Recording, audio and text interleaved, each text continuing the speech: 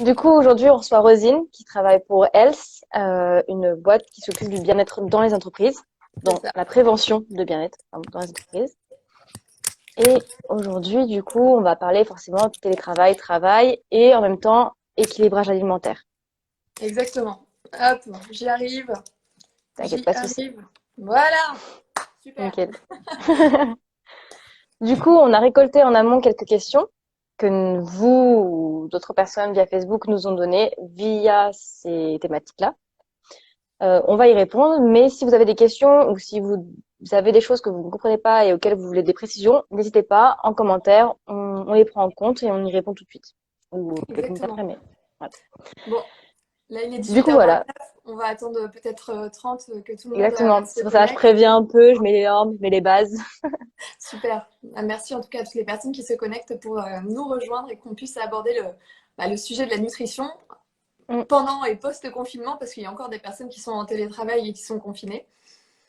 Jusqu'en septembre, il y a certaines boîtes qui ont décidé de faire du télétravail. Donc, Ouais, ouais. Donc d'ailleurs, on va faire je pense, pour que ça soit assez interactif, on va faire des petits sondages mm, pour pouvoir voir qui est encore en télétravail et qui maintenant a pu rejoindre son entreprise à temps complet ou mm, à temps partiel. exactement. Mais après, il y a un certain décalage entre, du coup, quand on le dit et les commentaires. Donc, Oui, d'accord. faudra Ok. pas s'étonner. Non, non, entendu. Bon, Bon, là, il est 30. J'espère ouais, que tout va bien. On va commencer d'abord avec les premières questions, puis on fera les sondages quand les gens arriveront au fur et à mesure, de toute façon, je pense. d'accord. Ça va être mieux. On va commencer D'accord. par une question Déjà, on a basique. une première question. Peut-on guérir de l'anémie car le fer en médicament ne procure aucun effet? Alors oui, on peut guérir de l'anémie, effectivement. Il faut chercher déjà la cause de pourquoi on a une anémie. Est-ce que on est une Mm, femme? Est-ce qu'on a des règles qui vont être trop abondantes? Alors, on est parti sur autre chose que la nutrition, mais une anémie, ça peut complètement se guérir. Il faut chercher donc où sont les fuites de fer. Donc ça peut être au niveau des intestins ou ça peut être tout simplement pendant les menstruations. Et donc de là, il faut aller chercher des bonnes sources de fer. Donc il y a du fer héminique qu'on va retrouver dans les produits d'origine animale. Si on n'en consomme pas, mm. on va se tourner vers un fer végétal et on va pouvoir faire des cures peut-être de spiruline. Voilà. Après, il y a certains médicaments qui sont prescrits pour le fer, qui donnent peut-être un peu des maux de ventre. Alors on peut trouver du fer végétal. Le fer est mieux assimilé du temps de midi et surtout il D'accord. s'assimile encore mieux avec de la vitamine C. Voilà pour les précisions. Et tu peux donner un exemple de plat justement mêlant vitamine C et fer? Alors, des épinards frais, donc il Mhm. va y avoir du fer et de la vitamine C dedans, alors avec une petite huile d'olive. Donc l'idée c'est de ne pas les Ok. faire cuire, mais de les consommer tels quels. Et peut-être Mhm. de se faire un petit jus de citron, et pourquoi pas même manger un kiwi avant de commencer à manger. Ou alors, encore mieux, j'ai une super idée qui vient de me venir comme ça, des épinards avec un fruit de la passion. Vous savez, les graines de fruit de la passion Mhm. sont riches en vitamine C, parce qu'en plus il y a la coque qui préserve la vitamine C à Tout à l'intérieur. fait. Donc voilà, Mais épinards cru. avec fruits de la passion. Ok. Et épinards cru du coup. Pas cuit, Et on le non, laisse ouais. intact. Surtout Ok. cru, oui. Ouais. Ok. On nous demande où est-ce qu'on peut se procurer de la spiruline. Alors, la spiruline, on peut s'en procurer partout dans les magasins bio. Il y en a sous différentes formes. Il y en Mm. a sous forme de poudre qu'on mélange avec un petit peu d'eau et on fait une petite pâtée. Alors, au début, quand on ne connaît pas du tout, ça a un petit peu une odeur et de poisson. Bah, forcément, parce que la spiruline est une algue, donc on la cultive dans de l'eau et on vient après la sécher pour pouvoir l'avoir sous forme de poudre. Et quand on la remouille, ça sent un petit peu le poisson. On Mm. aime ou on n'aime pas, en tout cas, c'est un goût particulier, un petit peu iodé, un petit peu fort. Personnellement, moi j'aime bien. Si on n'aime pas, on peut toujours la prendre en cachet, voilà, en petite gélule, et on la Mm. trouve absolument partout. Mais il y a même de la spiruline française dans des récoltes françaises garanties, pures, etc. Donc j'ai pas de nom de site à donner parce que bon, par déontologie, je fais jamais Oui. de publicité Mm. pour les personnes qui ont des laboratoires. Mais en cherchant un petit peu, il y a moyen de se procurer de la bonne spiruline sur Internet. D'accord. Et du coup, c'est à prendre un peu comme les épinards que le midi, enfin, notamment le midi ou c'est le matin plutôt? Si on est bien anémié, l'idée Mm. c'est de se faire une bonne cure, 2-3 mois, mais d'augmenter progressivement la dose de spiruline parce qu'à haute dose, dans un premier temps, tout de suite, c'est peut-être un petit peu trop fort. Et il y a des personnes Mm. qui donc relatent qu'ils ont des migraines à la suite d'une forte Ok. consommation de spiruline. Parce que c'est fort. Bon, il n'y a pas que du fer dedans, il y a d'autres minéraux, d'autres oligoéléments Mhm. et c'est surtout riche aussi en protéines. Voilà. D'accord. Ok. Comment réussir à prévoir un repas équilibré au travail? Parce que souvent, on rentre tard le soir, il faut préparer à manger le lendemain, on fait quoi? Pas de steak, très bien.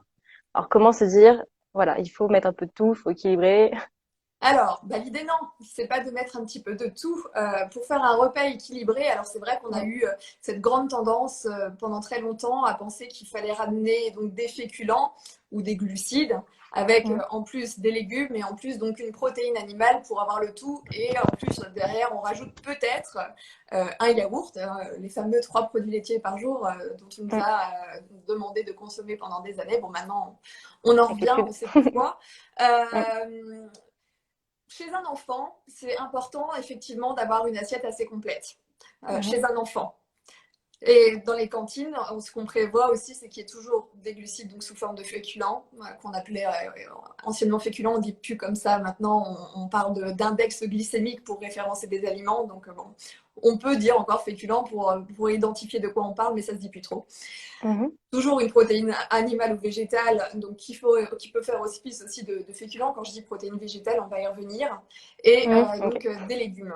Alors, donc ça c'est bien pour un enfant et c'est bien aussi parce qu'il est en plein développement. Nous, en tant qu'adultes, on n'a peut-être pas besoin d'autant d'énergie, on n'est pas en train de grandir comme un enfant. Au contraire, nous, Mm. si on mange trop, on grandit plus, on grossit. Hein. Ça ne Ça marche prend pas, dans l'autre c'est sens. pareil.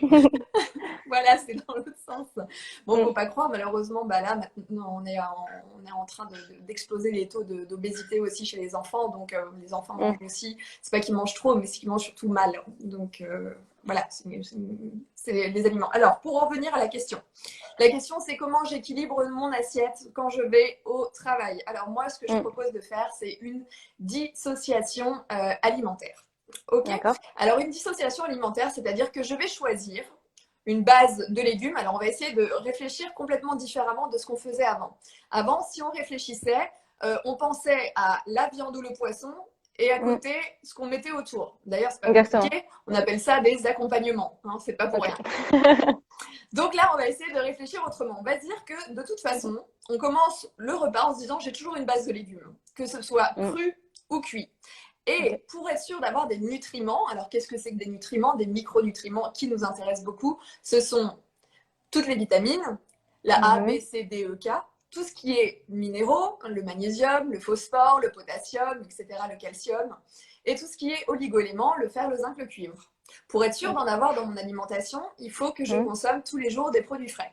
Tous les jours quelque chose de Ok. cru, parce que malheureusement la cuisson a un impact sur ces micronutriments-là. Ouais. Donc, je pars du principe que je me mets un petit peu de crudité, un petit peu de légumes, et derrière, Mhm. je viens réfléchir si je mets une protéine animale. Donc, dans les Ok. protéines animales, pour les lister, on a tout ce qui est viande, tout ce qui est Mm. poisson, tout ce qui est œuf et tout ce qui est produits laitiers. Et pour certains qui Ok. seraient un petit peu aventuriers, on a tout ce qui est insectes. Mais c'est bon. C'est très bon. Pas goûter. Chacun se fera son opinion là-dessus. Franchement, oui. Et donc, on va dire qu'on a notre base de légumes, peut-être notre Mhm. pièce de protéines animales, et Mhm. peut-être, sinon, dans le repas, à la place de la protéine animale, on va faire une protéine végétale. Dans Mm. les protéines végétales, qu'est-ce qu'on va retrouver? On va retrouver les céréales. Donc, dans les céréales, on va les chercher plutôt complètes pour être sûr. Donc, déjà que leur index glycémique soit plus faible, mais aussi qu'elles Mhm. soient plus riches en protéines. Alors, par exemple, du riz basmati, par exemple, qui est un Ok. très bon riz, du quinoa ou du millet. Donc ça va rester, ou du seigle. Donc ça va rester, on va Ok. dire, notre phare de 4 céréales les mieux à consommer. C'est toujours Mm. mieux qu'à consommer ça que du blé, surtout sous forme de boulgour. Vous savez, les petites boulettes Mm. de Ouais, les boulgour. gros blés là où. Là, Ouais. pas terrible, hyper glycémiant en tout cas. Ok. Et les pâtes, c'est pareil parce que c'est la farine qui a été raffinée. Et donc, à partir du moment Mm. où la farine est raffinée, on a un index glycémique de cette farine qui est élevé. Donc, en fait, ce ne sont plus des féculents, mais des sucres rapides que l'on consomme. D'accord? Et en plus, D'accord. on va le voir après, qui font vraiment évoluer la glycémie de manière significative. Ok. Donc, je reprends. Global. Je fais donc soit ma protéine animale, soit ma protéine végétale. J'ai dit qu'on avait les céréales. On a aussi toute la famille des légumineuses. Donc, les légumineuses, c'est tout ce qui est haricots, haricots blancs, haricots rouges, les fèves, les pois, les lentilles et aussi, bien évidemment, le tofu. Et si je veux un petit peu encore plus agrémenter, admettons que je me fasse une petite salade comme ça, je peux rajouter tout ce qui est graines, donc les graines de lin, les graines de courge, les graines de sésame, etc. Et je peux même mettre des oléagineux. Par exemple, une bonne petite salade avec quelques noix dedans ou avoir aussi des noix de cajou, des noix de macadamia, etc. pour que ça croustille un peu. Ça rapporte de la protéine et ça rapporte des bons acides gras essentiels, les oméga 3. D'accord. Graines de Voilà. sarrasin, du coup, c'est compté comme graines. Non, le sarrasin, c'est compté comme une. Alors, on dit graines de sarrasin, mais on va plutôt la Ok. compter en céréales. Ok. Ok. Voilà. Alors, du coup, j'imagine que je fais mon assiette. J'imagine que je fais mon bento, donc pour le lendemain, ma protéine animale ou végétale, mes légumes, mes crudités. Et là, je suis sûre d'avoir ce qu'il faut et j'ai pas besoin de tout réassocier, mélanger protéines animales et végétales. Là, ça va devenir trop lourd à digérer. Je vais avoir ce qu'on appelle la fatigue post-prandiale, c'est-à-dire qu'après avoir La mangé sieste. une bonne assiette comme ça, je vais tomber un petit peu devant mon ordinateur. Donc, et pour le soir, c'est la même chose. On n'est pas obligé de tout mettre dans l'assiette, bien au contraire, on reste sur cette dissociation alimentaire où de toute façon, on n'est pas en manque de protéines ou de glucides. Enfin, pour y arriver, c'est quand même assez fort maintenant d'être en manque de protéines ou de glucides. On consomme beaucoup trop de protéines en France, protéines animales et végétales confondues. Hein. On est, pour une personne sédentaire, normalement à 0,8 g de protéines par kilo de poids de corps. Et en France, on est à 1,4 g de protéines par personne sédentaire par kilo de poids de corps. Donc, on a presque le double de ce qu'il faudrait. Donc, pas de panique, on ne manque pas de protéines. Ok. Et j'ai oublié mes questions. Mais du coup, oui. Le soir, il faut moins manger, non?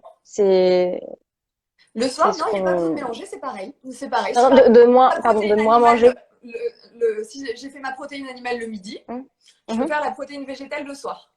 Rien Ok. ne m'empêche de faire 2 fois des protéines végétales. Hein, ça convient très bien à tout le monde. On a peu de risques de carence. Voilà. Si on fait ça sur du long terme, si on devient végétarien ou vegan, on se supplémentera seulement en vitamine B12. Voilà. Et D'accord. si on fait régulièrement des anémies parce qu'on a peut-être les intestins poreux ou des menstruations ou alors de l'endométriose, donc oui, Mhm. cette fois-ci, là, on va aussi supplémenter en fer et on va essayer de faire en sorte de réparer les intestins parce que mettre du fer sur un intestin qui est poreux, ça ne sert pas à grand-chose non plus. Donc, il faut toujours chercher la cause du problème et non pas juste à régler un symptôme. Ok. Mais l'assiette du midi, elle ne ressemble pas à celle du soir dans le sens où la quantité va être moindre le soir, puisqu'après on va dormir. Enfin, si on dort tout de suite après manger, du moins. Oui, alors forcément, on va réadapter un petit peu en termes de quantité et on va essayer de Mm, prendre aussi le repas le plus tôt possible par rapport à l'heure où on rentre, à laquelle on rentre, pour pouvoir tout simplement rester en digestion de façon à mm, peu près assise et non pas allongée. Tout simplement parce qu'on a un estomac qui est fermé par une petite trappe ici qui ferme l'œsophage. Et quand on est en mhm, digestion et quand on est allongé, on produit de l'acide gastrique donc dans l'estomac. Et donc cet acide gastrique, en fait, quand on est allongé, il vient déranger, il vient en fait un petit peu abraser, brûler cette petite mm, trappe, ce qui peut à long terme faire des remontées acides parce que cette petite trappe ne fait pas très bien après son travail parce qu'elle est tout le mm. temps embêtée par de l'acidité gastrique quand on est Ouais, allongé. Voilà. Et puis d'accord. évidemment, forcément, le soir, normalement, on n'a plus d'activité physique ou moindre. Donc Mm. le repas doit être moins important. Et si on n'a même pas faim, enfin, c'est pas la peine de forcer la machine juste par principe pour manger. On peut complètement ne pas manger le soir, ça ne pose aucun problème. Le corps adore le jeûne.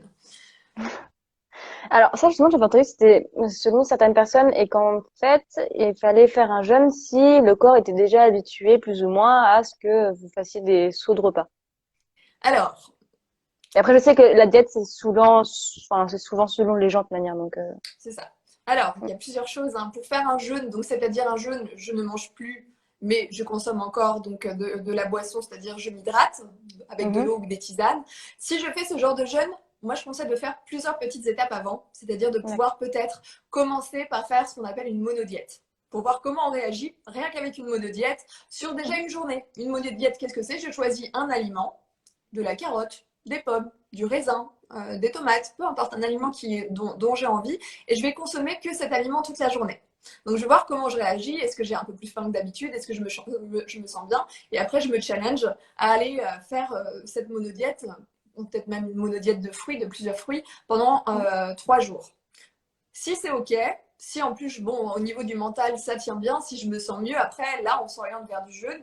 Mais encore une fois, le jeûne, voilà, pour l'instant, s'il n'y a pas de pathologie, c'est OK, mais moi, je serais de l'avis qu'il faille se faire accompagner ou qu'il faille bien se Mm. renseigner sur un jeûne avant de l'initier. Voilà. Et Ouais, de toujours, c'est surtout sûr. beaucoup s'écouter. Si on a déjà des pathologies, c'est-à-dire du diabète, un cancer, ça, c'est accompagnement, c'est Mm. obligatoire avec des naturopathes ou des spécialistes du jeûne pour pouvoir le faire bien, Correctement. enfin, Mm. voilà, encadré. C'est important. Oui, parce que ça peut causer de sacrés dégâts, même mentalement, le fait de pas manger du coup. Et Alors, surtout au travail, mentalement, oui, parce que en la fait, on fatigue. s'habitue à ne pas manger. Et en Mm. fait, on voit que pour beaucoup de personnes, le fait de ne pas manger, il y a un mieux-être. Et c'est addictif. Et le plus dur, parfois, c'est de retourner à une alimentation. Voilà. Mm. Je vois qu'il y a quelqu'un qui a épinglé un Ouais. commentaire qui demande Mhm. quels sont les aliments avec un indice glycémique, un index glycémique faible. Alors, on va retrouver tout. Alors, en gros, là, c'est simple. Hein. Si vous voulez, il y a des tableaux qui existent. Vous allez sur Google ou sur n'importe quel Mm. moteur de recherche et vous tapez tableau d'index glycémique. Et vous allez voir que donc en vert, vous avez les index glycémiques en dessous de 35, après Mm. modéré de 35 à 55 sur 100, et au-dessus de 55, on est sur des indices glycémiques élevés. Donc ça, c'est les aliments qu'on va essayer d'éviter, dit des aliments un peu de plaisir qu'on va ajouter dans son Mm. alimentation pour se faire du bien, mais c'est certainement pas ce qu'on va consommer tous les jours. D'accord. Et donc, c'est ceux qu'on doit éviter pour le grignotage, par exemple, au télétravail. En télétravail. Par exemple, alors, du coup, y avait une question que j'avais trouvée intéressante, c'est Mm. pourquoi je n'ai plus la sensation de faim Mm. pendant que je suis en télétravail. Alors, Ouais. j'ai plus la sensation de faim quand je suis en télétravail, je pense, pour la simple et bonne raison que le corps a perdu des repères et des habitudes, donc en termes aussi de repas. Donc, c'est-à-dire que si tous les jours je vais à mon entreprise, je Mhm. regarde l'heure, je sais qu'il est à peu près midi, et par magie, mon estomac se réveille et commence à envoyer un message au cerveau. J'ai J'ai faim. faim. Mm. J'ai faim. Donc, bon, après, ça dépend de notre horloge biologique. On peut tout à Mm. fait garder cette horloge biologique quand on est à la maison. Mais quand on est coupé de repères en termes d'habitude, donc aller au travail, etc., la Mm. sensation de faim, elle ne se fait pas ressentir toujours au même moment. Et peut-être que comme on grignote un peu plus, donc le grignotage, alors qu'est-ce que c'est que la différence entre du grignotage et de la collation? Du grignotage, c'est-à-dire qu'on n'a pas d'heure pour le faire et on n'a Mhm. surtout pas de quantité préétablie. C'est au feeling. Voilà. Oui. La collation, c'est quelque chose de différent. Je Mhm. vais avoir une quantité qui est prédéfinie. C'est par exemple, je me fais une banane et un petit paquet de lus. Bon, je Mhm. sais la quantité que je vais consommer et je sais que c'est à peu près vers 16h30. Voilà, ça c'est Ok. la différence entre les deux. Donc si on ne ressent pas la faim, c'est aussi, et peut-être, parce que tout simplement, bah, on n'a pas, on a perdu ses repères et on a toujours quelque chose bah, un petit peu à la bouche en train de manger, donc on n'a plus cette sensation de faim. D'accord. Et au contraire, justement, quand on mange tout le temps en télétravail. Alors, quand on mange tout le temps en télétravail, alors là, ça va falloir faire marcher le mental. Mhm. Déjà, ça va être prendre conscience quand je fais mes courses que je Oui. ferais mieux d'aller faire mes courses quand j'ai le ventre un petit peu plein, de façon à ne pas me jeter sur tout Mais ce c'est qui vrai, est... ça. Hein, Mm. de Ouais. façon à ne pas me jeter sur tout ce qui est plutôt facile à consommer, d'éviter Mhm. de remplir mon placard de bonbons et de gâteaux. Et Mm. on a tous les jours ce besoin de sucre. C'est normal si on est habitué à manger des choses sucrées. Donc on a Mhm. ce petit message, donc quand on consomme du sucre, on sécrète de la dopamine en fait. Et cette dopamine vient nous envoyer un message positif de bien-être au Mm. cerveau. Ok. Donc, si j'ai accès à mes placards et que par exemple même mon bureau est dans ma cuisine, le placard il est à côté. Donc, du coup, Oui. j'ai même pas à faire la démarche d'aller à la machine Selecta ou Mm. d'aller boire un café avec mes collègues un petit peu plus bas et d'aller chercher quelque chose. Là, j'ai mes placards à disposition, donc c'est vrai que c'est beaucoup plus tentant. Le frigo est à côté, tout est à côté, Mm. donc forcément. Voilà. Donc là, on sait que les Français, pendant cette période, ont pris en moyenne 2,5 kilos, donc C'est ça. 2,7 kilos pour les hommes et 2,3 kilos pour les femmes. Donc, Mhm. forcément, on a mangé soit un petit peu plus, soit ce qui s'est passé aussi, c'est qu'on a bu un petit peu plus. Donc, il y a eu une explosion de consommation de vin D'apéro. en France et Mm. d'alcool fort. Mais par contre, il y a une déperdition en termes de champagne parce que là, cette fois-ci, comme on ne voyait pas trop d'amis et on n'a pas fait d'anniversaire en famille, on avait moins de choses à fêter. Mais par contre, Mhm. le vin et les alcools forts sont restés en haut, tête de liste des courses, Les Français. forcément. Donc, ce que je voulais dire par rapport à ça, donc si j'ai Mm. mon habitude, c'est essayer de me dire, ok, j'ai envie de manger quelque chose, je vais essayer de me dire, ok, c'est à cette heure-là, et c'est plutôt de me rapprocher de la collation Mhm. plutôt que du grignotage. Donc il faut, alors là c'est une maîtrise du cerveau forcément, hein, là il n'y a pas de magie, hein, alors à la limite on a une plante en naturopathie qui s'appelle le kudzu, Kudzu, le Ok. kudzu qui sert en fait à gérer les addictions. Donc ça peut être une addiction au sucre, qui est une addiction comme une autre, hein, à des drogues, à de l'alcool ou à de la cigarette. Voilà, donc c'est pour changer un petit peu au niveau hormones, notre état mental, pour essayer de sortir de l'addiction. Mais Mm. si on veut continuer à prendre une collation, la plus sympa qu'on pourrait faire, alors c'est par exemple prendre des fruits séchés. Alors Mhm. parfois quand on pense à fruits secs, on pense à des noix de Les cajou, des petits noix de pépineux, raisins. vous savez, les petites choses d'apéritif. C'est pas ça. Mm. Mm. Les fruits séchés, donc les fruits secs, ça va être tout ce qui est banane séchée, la mangue Mhm. séchée, les pommes séchées, l'ananas séché, etc. Donc oui, je réponds à une question, le sucre est bien une addiction, bien sûr, Oui. c'en est une. Et donc à partir de ce moment-là, donc je me rapproche de ces fruits qui sont séchés et Mhm. je peux même essayer de faire quelque chose. Si j'ai un petit mixeur, je pourrais Mhm. prendre par exemple des dattes et des Ok. abricots secs et je les mixe avec, je sais pas moi, un oléagineux qui me plairait. Alors qu'est-ce que ça pourrait être? Des noix de pécan et des Mhm. graines comme des graines de sésame. Je mets tout ça au mixeur. Alors là, je donne Ok. un exemple de recette comme plein d'autres. Je pourrais mettre n'importe quel fruit sec et n'importe quelle graine. Je mets ça Mhm. avec un petit poil d'eau. Je fais une pâte et après, je me fais des balls. Voilà, je me fais Ah. des petites boules de ces qu'on appelle Mhm. aussi des energy balls. C'est vraiment très facile à faire. Je m'en fais une quinzaine, ça m'en fait à peu près deux par jour et dans la semaine, ça me fait ma Mhm. quantité de sucre. Et en plus, c'est du sucre qui n'est pas rajouté, qui est naturellement présent dans le fruit. C'est donc du fructose qui est mieux assimilé et qui est moins hyperglycémiant parce qu'on a Mhm. les fibres du fruit avec. Et en plus, je vais mettre dedans de la protéine, comme on a dit tout à l'heure, avec des oléagineux qui vont m'apporter la protéine, une sensation de satiété. D'accord. Voilà. Et Donc, donc, c'est ton goûter pour la semaine. oui. Mais après, Ok. voilà, si j'ai pas de mixeur, les manger, Oui. voilà, chacun de son côté, Mm. c'est voilà, c'est la même chose. D'accord. Ah. On appelle. Ouais. C'est un peu bugué. On a une petite question. Est-ce que les fruits secs ont plus de calories que les fruits normaux, donc crus? Oui, oui, les fruits secs, forcément, le sucre s'est concentré Mhm. dans la quantité. Donc oui, les fruits secs sont un petit peu plus sucrés que les fruits normaux. Donc on peut, alors par exemple, on a les raisins qui sont, eux, oui, très très glycémiants. Les petits raisins secs, vous voyez. Mhm. Donc, faut aussi regarder dans les fruits secs que l'on consomme Mhm. s'il n'y a pas eu de sirop rajouté. Alors ça existe, hein. On peut le lire sur les paquets. Parfois, on peut trouver de la banane et on voit sucre en deuxième aliment ou alors sirop parce qu'ils ont rajouté en plus du sucre. Donc, il faut bien faire attention à ce qu'il n'y ait pas eu de sirop rajouté à ces fruits-là. Donc, le mieux, on se fait une poignée de fruits, une poignée Mhm. d'oléagineux et un fruit frais, n'importe quoi, de saison. En ce moment, on peut consommer par exemple des poires ou des kiwis. Donc voilà, on Mhm. a tout ce qui est nectarine. Il y a quand même beaucoup de choix en plein mois de juin. Après, on a aussi les melons. Donc Mhm. voilà, là c'est Et assez. la cerise, c'est trop sucré?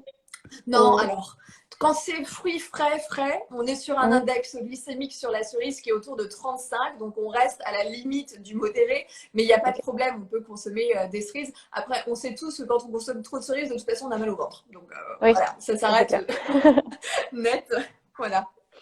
Ok. Et est-ce qu'il existe en naturopathie ou même juste en nutrition des techniques pour lutter contre la faim par anxiété? C'est le stress et du coup on mange, on mange, on mange. Alors, il y a, ce que je disais tout à l'heure, c'est que la naturopathie, c'est une médecine Mm. un petit peu particulière parce qu'elle est traditionnelle et la naturopathie s'intéresse toujours à la cause, donc on fait Mm. du causalisme et non pas à un symptôme.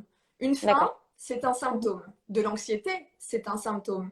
Maintenant, il faut chercher la cause de l'anxiété Mm. parce que toujours traiter le symptôme, c'est-à-dire la faim, on n'y arrive jamais. D'accord? Mhm. Donc, on va aller chercher déjà la cause de l'anxiété. Si elle est identifiée, je vais chercher les leviers que je peux avoir pour la réduire, cette anxiété. Si je Mhm. n'ai pas de levier, je vais travailler sur l'anxiété, mais c'est seulement dans une deuxième approche. Donc, quand je travaille sur de l'anxiété, alors là, on connaît, il n'y a pas que des techniques de naturopathie, il y a des techniques simples de méditation, Mhm. de respiration contrôlée. Par exemple, il y a une application que j'aime beaucoup qui s'appelle Respirelax. Donc, ça Oui. permet de faire des respirations sur en fait un dong, un montant et Oui, descendant. il Ça y a permet une de se jauge recentrer sur visuelle. soi Mm. pour gérer son anxiété dans un premier temps. Et on peut aussi prendre des compléments alimentaires pour alléger le mental. Dans les compléments D'accord. alimentaires, on va prendre du magnésium. Donc Mm. du magnésium associé à de la B6. Alors maintenant, vous trouvez des compléments alimentaires où il y a les deux, c'est magné B6, etc. Mais il y en a plein des très bien. On va aussi consommer des oméga 3 parce que les oméga 3 donc, régulent la fonction nerveuse. Il faut savoir que 2 tiers de notre cerveau est fait avec ces oméga 3. Ok, le D'accord, cerveau, ok. c'est que du gras. Hein. Mm. Donc, du coup, il est fait Je avec savais ces pas. oméga 3. Ok. Le mieux, c'est par exemple commencer le matin en prenant ses poignées d'oléagineux ou en mettant dans son petit déjeuner des graines qu'on a dit, qu'on a vu tout à Mm. l'heure ensemble, les graines de courge, de chia par exemple, de lin, etc. Donc là, on est Mm. sûr d'avoir un apport qui va nourrir le cerveau et qui donc va m'aider pour de l'anxiété. Ensuite, sinon, on peut aller. Alors, qu'est-ce qu'on aurait comme plante? Si là, vraiment, on est sur de l'anxiété sévère, on pourrait aller sur du Mm. millepertuis. Donc, c'est une plante qu'on peut prendre aussi en comprimé et qui peut aider à gérer l'anxiété. Mais encore une fois, voilà, Ok. vaut mieux identifier la cause de l'anxiété Oui, et bien la sûr. travailler Mm. d'une manière intelligente plutôt que d'essayer juste de répondre à un symptôme qui est la faim Oui. et prendre des coups de faim, ça serait vraiment très bête. L'idée, Mm. c'est d'aller chercher la cause de l'anxiété. Oui, oui. Ce serait mettre un pansement sur une grosse fuite d'eau. Exactement. Effectivement. Voilà. On a une question. Quelle est la meilleure boisson détox? Si il existe une meilleure boisson détox. Oui, c'est l'eau. Ok. La réponse est simple. C'est simple. Alors, Mm. moi, ce que j'aime bien conseiller, c'est des eaux les moins minéralisées possibles parce Mhm. y a une fausse idée, c'est de croire que les eaux minérales ou les eaux, par exemple, à fort teneur en magnésium, ont des Mm. minéraux que l'on peut assimiler. L'eau, elle est en bouteille depuis trop longtemps. On ne vient pas de la prendre à la source. Les Mm. minéraux, ils ont le temps de perdre leur charge vitale et donc y a une déchélation des minéraux. Donc, quand on Mm. consomme des minéraux qui sont dans une eau du robinet ou dans une eau en bouteille, en fait, Mm. les minéraux ne sont plus assimilables. Donc, du coup, on se retrouve avec un trop plein de minéraux à traiter qu'on va traiter comme des minéraux usés puisqu'on ne peut pas les assimiler. Donc, sur D'accord. du long terme, ça fait des bouts ou donc des cailloux, dits des calculs, dans la Ah, vessie ou dans les reins. D'accord? d'accord. À Donc, cause de ça. quand Ok. on prend de l'eau, on la choisit la moins minéralisée possible. Vous retournez la bouteille, vous Mm. regardez l'étiquette et vous regardez résidus à sec. Résidus à sec à 180 degrés. Ça veut dire qu'à 180 degrés, ils ont fait chauffer l'eau. Et ils ont regardé au Mm. fond de la casserole, par exemple, qu'est-ce qui est resté comme résidu. Et donc, Mm. il faut que ça soit un chiffre en dessous de 50. Ok. On a la Montroucou qui est à 26, la Rosée de la Reine qui est à 25 et la Montcalm qui doit être aussi à 26 ou 25. Donc ça, Ok. c'est des eaux. Et on a la marque repère avec le bouchon rouge de chez Leclerc qui doit être dans les 40 quelque chose. Donc c'est vraiment quelque chose de bien. Et en plus, elle Juste, est... mais en dessous. Ouais, voilà. Par exemple, la Volvic, elle est à 140, l'Evian, elle est à 330, et la Vitelle, elle est à plus de 1000 et quelques en termes de minéraux. Donc là, on arrive sur des eaux qui sont vraiment trop minéralisées. Donc l'idée, c'est de Mm. pouvoir aller chercher Tech, Cristalline et toutes les marques de ce type ont un mauvais pH. Alors oui, en plus, il y a le pH qui vient se greffer à ça. Donc, Mm. mais vraiment, on va essayer de chercher des eaux les moins minéralisées possibles. D'accord. Ok. Voilà. Et si on veut, on se rajoute un petit peu de jus de citron. Là, c'est plus la saison, mais quand on fait une détox, on a la cure de bouleau, donc de jus de bouleau. Donc Ah, bon, là, c'est, ok. oui, c'était au mois d'avril, c'est raté. Ah, Parce qu'il ok. faut Bah oui. l'avoir fraîche, donc c'est-à-dire qu'on prend le bouleau et puis donc on récolte la sève et là on la boit fraîche et très bon en plus. Mais là, c'est trop tard. Ça sera pour l'année prochaine. D'accord. Et petite dernière question, est-ce que vous conseillez les micro-siestes? Et si oui, comment faut faire pour faire une bonne micro-sieste? Waouh. Alors, je conseille les micro-siestes, mais alors Mm. forcément, ça va dépendre où, quand, comment. Oui. Il y a forcément, alors moi je travaille avec de nombreuses entreprises, il y a des entreprises qui sont OK, qui aménagent des espaces de sieste, qui ont des bulles de sieste ou qui autorisent la sieste au bureau. Voilà. Après, c'est pas le cas de toutes les entreprises. Il y en a dans lesquelles c'est très mal vu. Donc, si l'entreprise l'autorise, c'est super, c'est OK. Après, il y a encore ce truc de se dire, bon, moi, je vais faire une micro-sieste, je suis quand même un peu mal vue parce que mes collègues la font pas. Le manager, qu'est-ce qu'il va dire si j'y vais tous les midis, etc. Bon, là, on est en période de confinement. Personne va regarder si on fait 20 minutes de micro-sieste juste après avoir déjeuné. Donc ça, c'est un petit peu sympa de ce côté-là. Une micro-sieste, moi j'ai une technique, je mets mes écouteurs de façon à avoir un petit peu être un petit peu isolée de l'extérieur, et puis je mets mon masque sur les yeux qui me permet aussi pareil d'avoir tout de suite le noir et de pouvoir rentrer dans un état de sommeil plus rapide. D'accord. Il y a une durée de micro-sieste, il faut vraiment essayer de ne pas dépasser les 20 minutes, parce que quand on dépasse les 20 minutes, c'est-à-dire qu'on va avoir un réveil à peu près spontané au bout de 20 minutes. Et là, il faut le prendre, ce réveil-là. Faut dire, ok, c'est bon, j'ai fait 20 minutes, ou même parfois c'est un quart d'heure, hein, mais il faut prendre ce réveil-là parce que si on retombe donc, dans cet état de sommeil, cette fois-ci, là, on tombe dans un sommeil qui est plus profond et on a beaucoup de mal à émerger après. Et donc, on passe toute la journée en bâillant parce que là, on s'était mis en sommeil profond. On a mis un réveil qui n'aurait pas dû sonner à ce bon moment-là parce que j'étais rentrée en sommeil profond, etc., etc. Donc, sieste, oui. 20 minutes, c'est le mieux. Et au début, on peut se mettre des petits réveils sur une période de 20 minutes pour être sûr de ne pas dépasser la durée. Voilà. D'accord.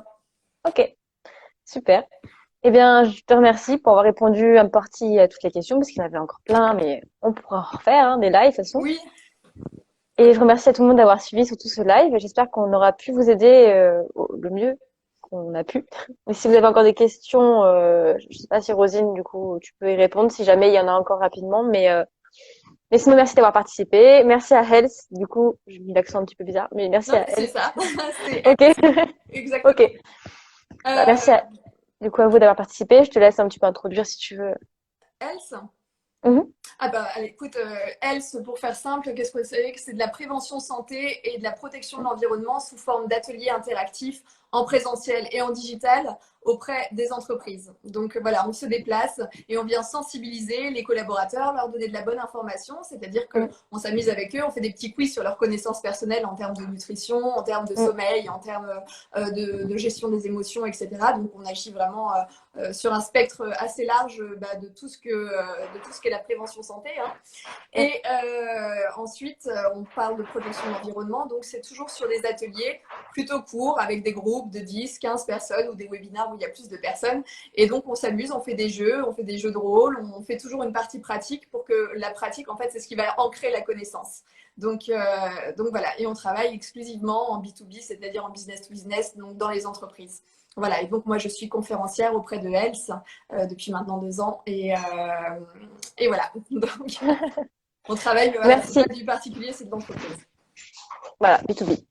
En tout cas, je te remercie beaucoup pour tes conseils d'experte en naturopathie quand même. C'est pas lancé comme ça. Hein. Oui. Et puis, vous pouvez toujours retrouver ce live du coup en IGTV. Super. Merci beaucoup. Merci Charlotte. Allez, au revoir. bonne soirée. Au revoir.